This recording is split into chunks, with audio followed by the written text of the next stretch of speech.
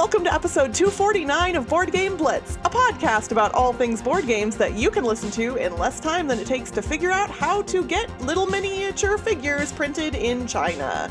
Board Game Blitz is sponsored by Gray Fox Games. This week, we're talking to a very special guest, Blaž, about his game designs and game design aspirations. And now, here are your hosts, Ambi and Crystal, with our special guest, Blaž.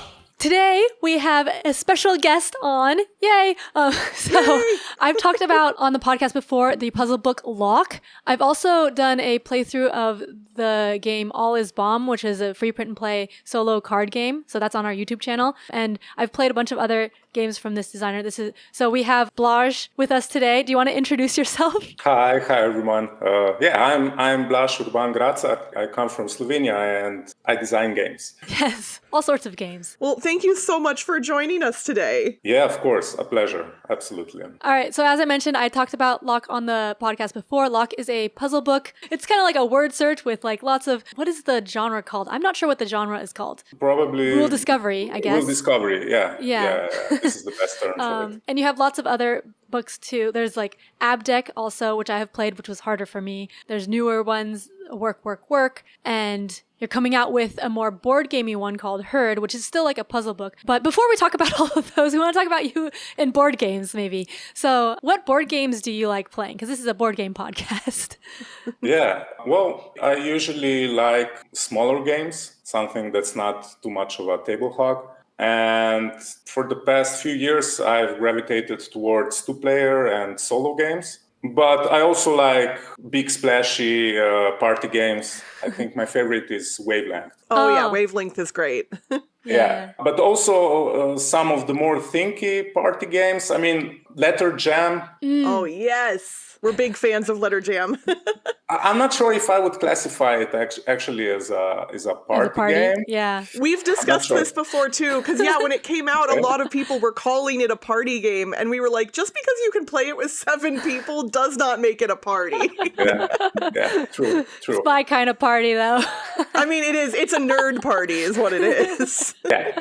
This is why it's my cup of tea. But mostly small stuff. Card games, maybe abstract strategy games, and so on. And do the games that you play, does it influence what you design? Or are they like unrelated? No, for sure. I mean, I was more into board games a few years ago. Actually, when I started playing board games, it was, I think, in 2018 or so. I really wanted to make a board game, but all prototypes that I've made, they didn't really click with me until I started making puzzle books. And then then I got more into the puzzle games, of course. But I think that the first transition from board games to puzzle games was more of an internal, how do I say? I think I just felt that paper and pen was more elegant for what I wanted to express. Whenever I tried using cards or dice or, board gamey components, it all felt a bit too slow for my taste for the games that I wanted to make. So when I discovered that I can just make the player, write something on paper and that's it, no other, action is needed, that was really like an aha moment for me. And actually, after this realization, I got into puzzle games just because, I felt so good in paper, pen environment.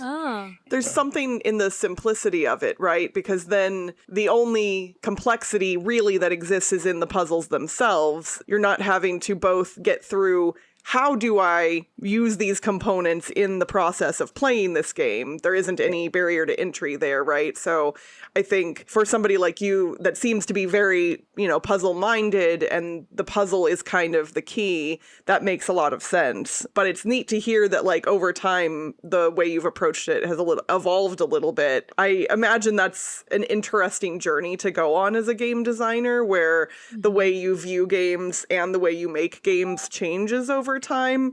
Yeah. Do you have any aspirations to make other types of games that you haven't explored yet? Yeah, absolutely. I really, really want to do an abstract strategy game. Like I want to have cute pieces that two players move around, I don't know, a board or even just a table. I really like Hive because it doesn't have a board, it's minimal, it's elegant.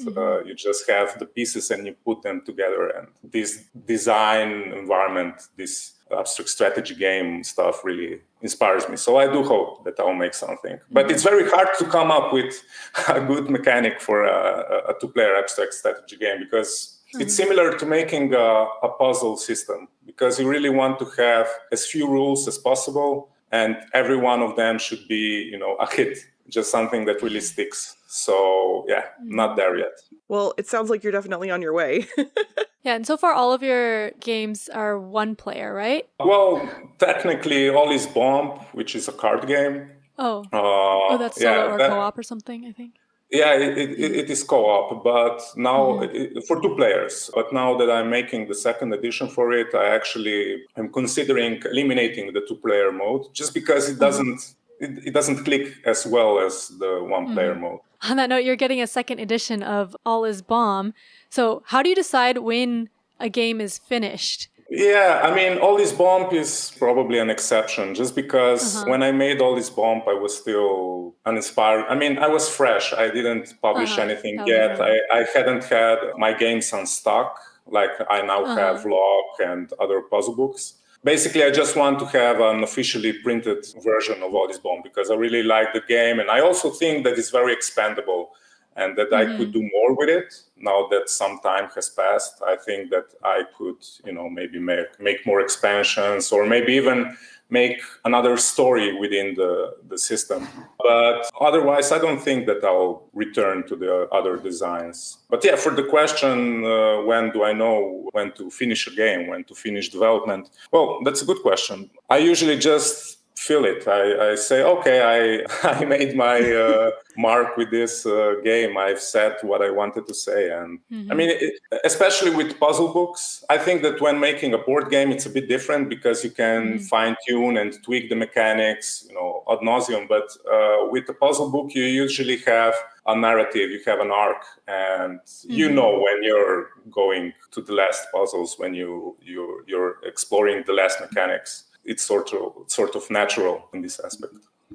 Yeah, no, that makes perfect sense. When you were young, did you have any particular games that you were drawn to or that you kept coming back to? And that could be board games, video games, anything, any genre, basically. I wasn't much of a gamer when I was young. I did play, the classics like Uno, Monopoly, and so on. But I got into board games in my 20s, into Catan, and then going from Catan like many people.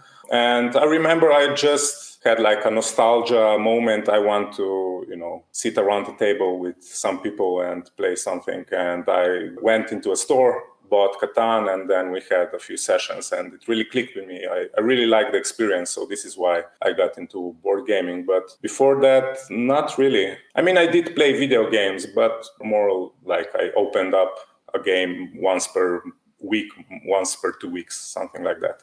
So then where did the journey turn from I'm playing games to I want to design games? Did that itch hit you pretty quickly, or did that happen more slowly? No, it hit me pretty quickly, probably in the first week of playing Catan. Wow. Yeah, I mean... You were born to design, basically. And as soon as you started playing something, you were like, oh, okay, now I know what I want to do. I guess that I create in many fields, not just games. And I usually get like an urge to create something in a genre that I also enjoy. This is why I make music and so on, because, I like to listen to music. Oh, let's try out something myself. And yeah, I really enjoyed the act of creation, and it was very natural to just have this, I want to make something like this too. It does seem that creative people in general do tend to be drawn to board gaming. And I haven't quite figured out exactly why that is, but a lot of the people that I know that enjoy board games also enjoy other creative endeavors, whether that's, going and watching musicals or other things of that nature that like not everybody is into. Although I admit, I've said over the years that I truly do believe that board gaming is the hobby that every adult should have. And most of them just don't know it yet. Well, I did notice, especially when, being in the online communities, that especially board gamers tend to gravitate towards making board games as well. So people who play them. Not sure exactly why. Probably when you're playing all these systems, then your mind just gets all analytical and maybe I do it differently, like this. And but I've noticed that many people want to make a board game when they play board games. It might also be like, because board games aren't rules enforced, like you enforce the rules yourself, like people can play around with it more sandboxy. So that lends itself to like changing the rules as you're playing. Whereas like in a video game or something, you can't really change the rules without like going into the code. Well, and it's approachable too, right? Because like you as a human being who theoretically has no game design skills in any area, like you can take cubes and dice and paper and make a thing out of them no matter who you are. But you can't code a video game unless you know how to do that. Although apparently we're getting way closer to that than I like at this point, but that's a discussion for another day. But no, it was funny, years and years ago, I got that itch. Even like I consider myself a creative person. Also, I sing and I used to do art a little bit. I'm a writer by profession most of my life. And I was like, I have to make a game. I just the same kind of thing. Like once I started playing games, I was like, I want to make one. And it does have an entry on BGG, but it's a print and play. It was for a Gin Cant contest many years ago, but it was fun. And I realized, I was like, this is not something I want to pursue full time, but it was nice to get it out of my system because I felt like, I was like, this is a space where kind of anybody can make anything for good or for bad. And I think, people like you, when they get that itch, it's really neat to see the magic that comes after. Like you know what you've got in your brain and you're like, okay, what can I make with this? Yeah, it's inspiring to see. I really do like this aspect of, physical game development. Just like Ambi said, that you take a few components in your hand and you basically have a game. If you think of a rule that would work with these components. And I think that more people should create in the physical game environment, just because many people don't really do games because they don't know programming, but they're missing out on a whole world of possibilities, because I think that physical games or board games or puzzle board games aren't necessarily worse than a video game just because they can't hide stuff under the hood. They, offer other good things. So I do hope to see more of that. And like your puzzle books, they have so many like hidden things too. Even like you wouldn't expect that from a physical game, but you have like secrets and stuff that I think they're very, very creative. Thank you. And all of our listeners will have to pick up a copy of these books to know what the secrets are. So, and we'll tell you all how to do that at the end of the episode. Yeah. But do you have a personal favorite of the games you've made? Well, that's a hard one. Choosing between your babies. How can we make you do this? Who's your favorite child? I think that actually probably Workworkwork, the latest puzzle book that I've published. Yeah. I haven't done that one yet. Well, I did prepare all three of them right here. I do have them. Ooh. I can show them. So Workworkwork is this one, this spacey one. I don't know. I feel like I was at my most mature when I made this one. Like I made the most specific surgical decisions when designing these puzzles. But I also know that it probably won't be a favorite of other players just because it's very difficult. But it's a darling of mine. Yeah, that one's like a more spatial one where you're connecting polyomino pieces in your head. Right?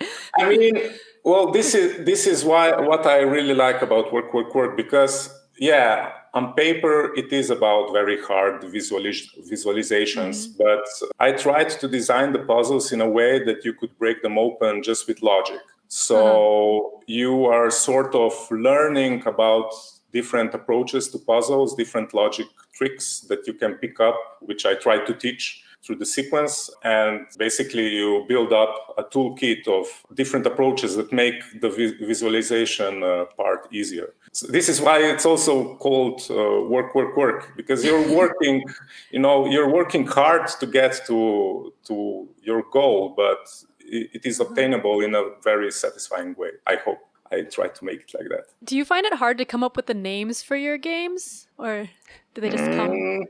Yeah, more or less. Yeah, I don't give it much thought. I just decide this is it, like LOK, Abdec.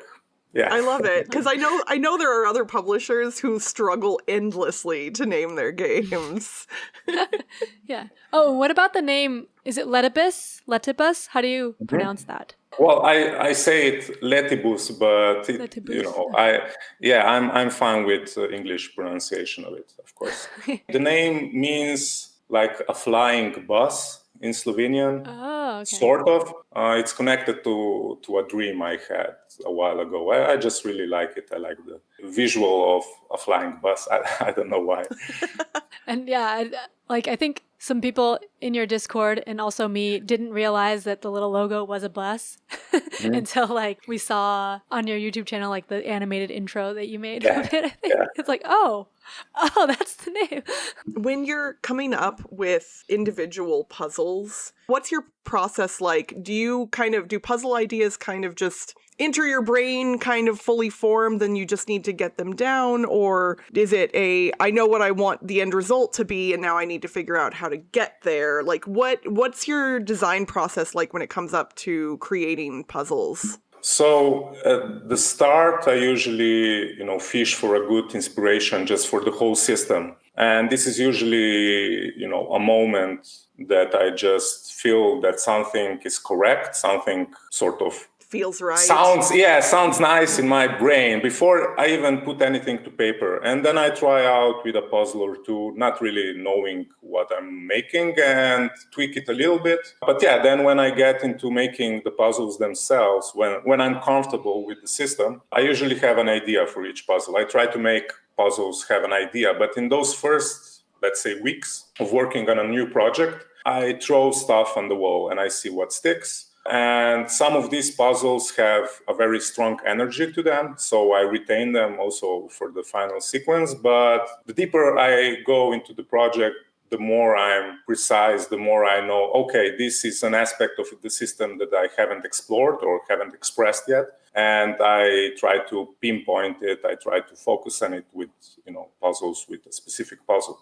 So it's a combination of, just seeing first what works, what the system is about, and I usually discover some unexpected stuff. Even if I have a system in my head fully formed, most of the time for the last few chapters, some stuff just gets discovered. And I just try to follow the system more or less. That's awesome. Does a puzzle ever have to hit the proverbial cutting room floor? Like something that you like the puzzle, but it just doesn't fit with what you're trying to do with it? Does that ever happen? Yeah, absolutely. Absolutely. I mean, I've cut whole mechanics out of my books. It was painful, but it had to be done.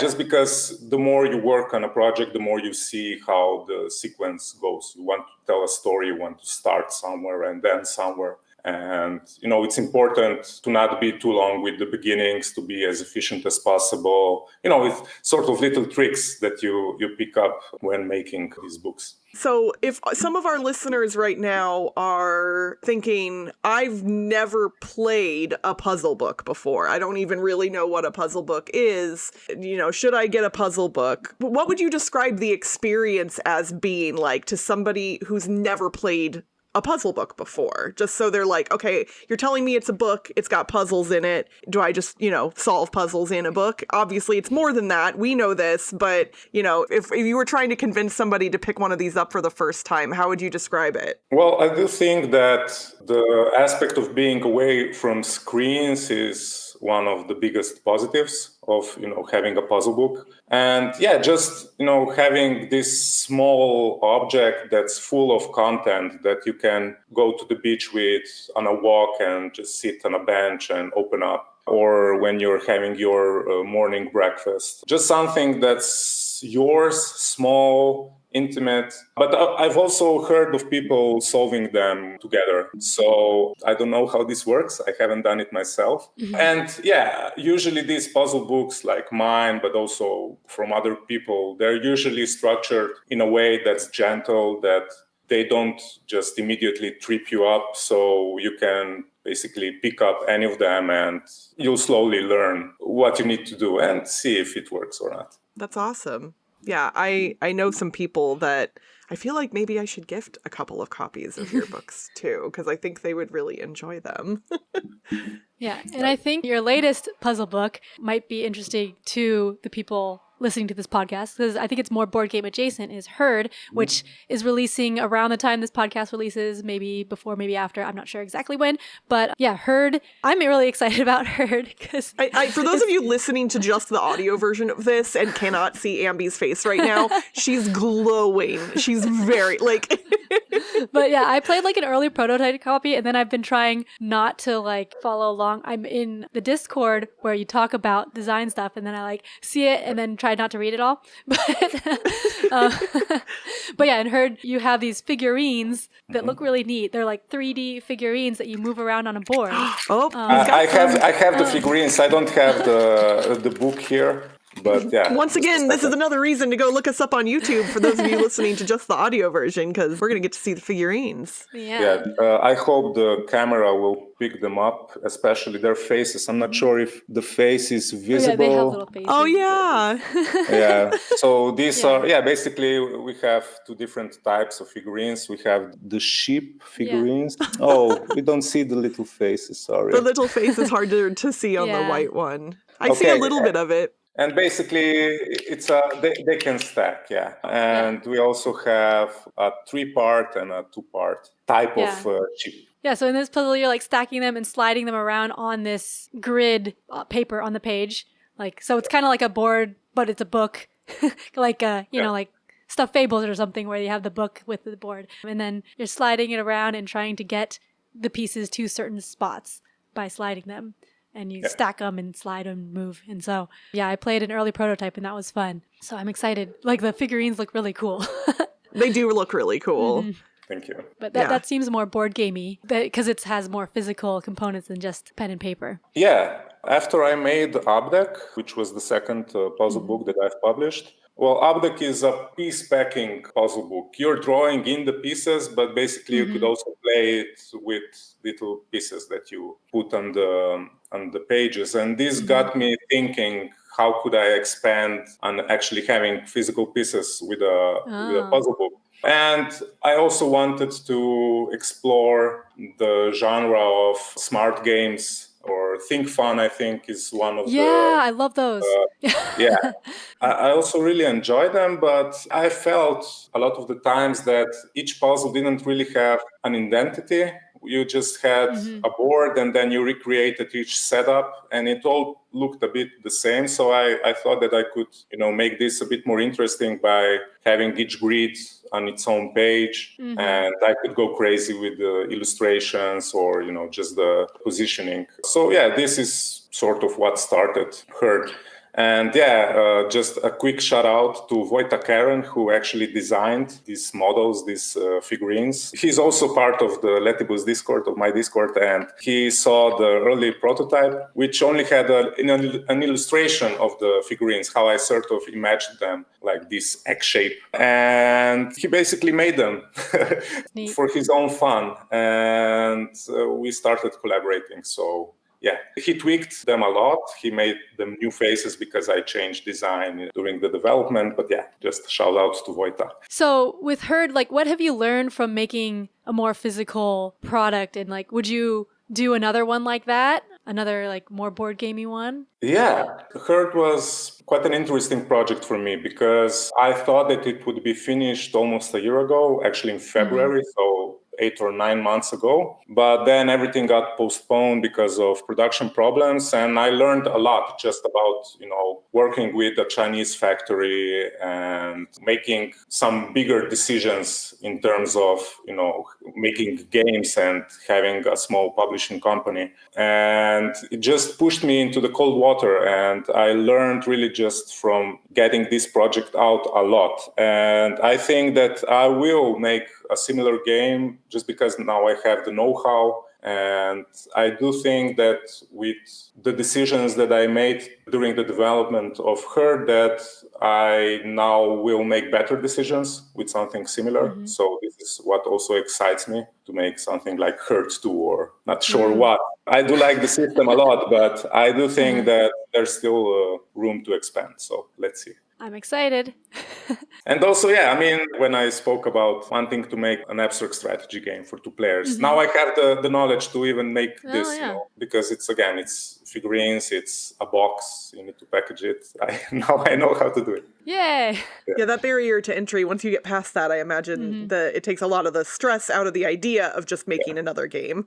Yeah, I had a long walk because it was really stressful for me to wait for these figurines. I had everything ready. I had the boxes and the books ready, made here in Slovenia for such a long time. And I got the figurines past Friday. And after I got it, I had a really long walk thinking about Her and what I learned. And I remember I had a thought that I could probably invest 1 or 2 or 3 more years to make Her a little better. But at the same time, I would just be postponing this final realization of finishing such a project. So I do think that there is room for improvement. Sorry for, speaking a bit badly about this project. I love it. But I do think that maybe I could fine-tune it a little bit more. But I'm happy that I finished it when I finished it, that I went through it, because I think this is a very important part just for me, for as a designer, to see it through. I think it's, what is perfect, right? Or done. And it's something that is both visible and unachievable in the same breath. And so I think if what you've created has fulfilled your vision and makes you happy and you think people will enjoy it, then yes, it is done. Yeah, the initial core idea, I think that I've expressed it perfectly. Like, I had an idea about a book that would have figurines that you could move across the pages, and I've done it the best I could.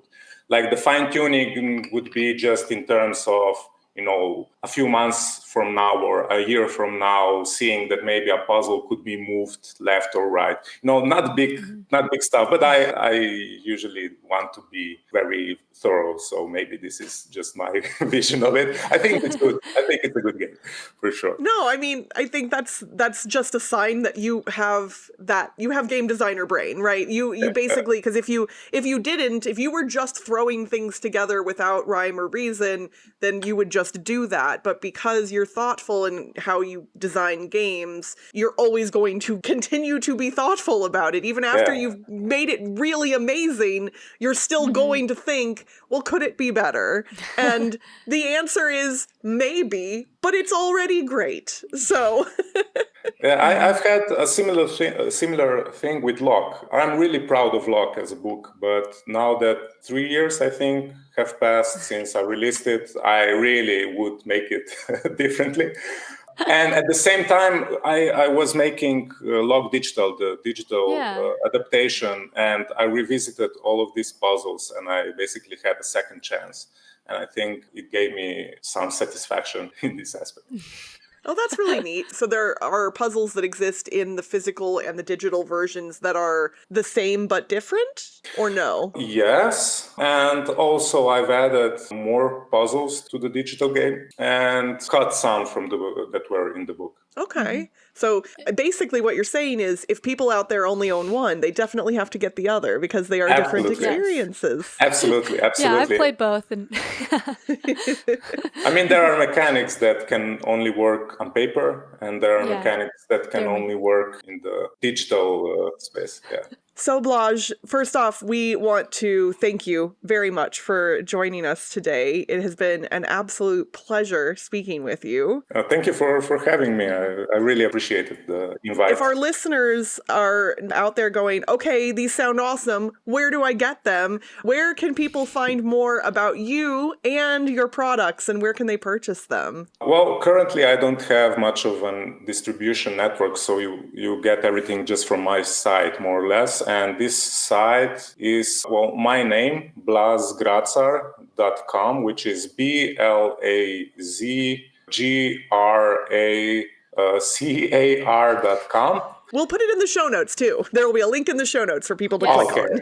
Okay, great. But if you just want my games, you have to add a slash afterwards and Letibus. So LETIBUS.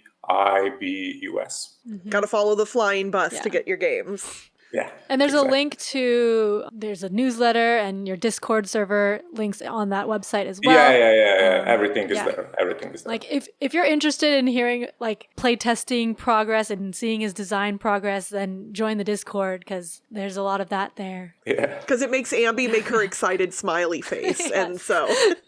But I also don't look at a lot of it because sometimes I want to like not know everything when I go into the books. You're just happy that it exists. You know it's there.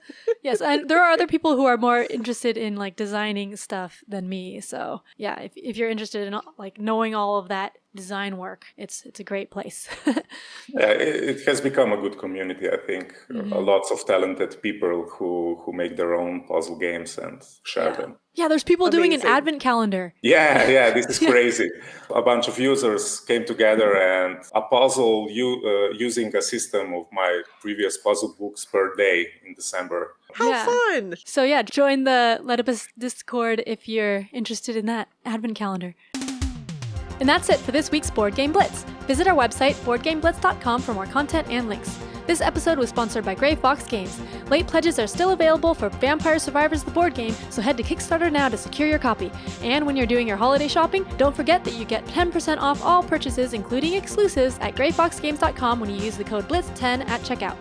Join the Blitzketeer community on Discord for game nights, discussions, and more by following the link in the show notes. Support the show by leaving us a rating and review on your podcast provider. And if you like us a lot and want to support us monetarily and get some cool perks, check out our Ko-fi at ko-fi.com/boardgameblitz today. Our theme song was composed by Andrew Morrow. Until next time, here I am. LOK is a cool puzzle game. Bye, everyone. Bye. Bye.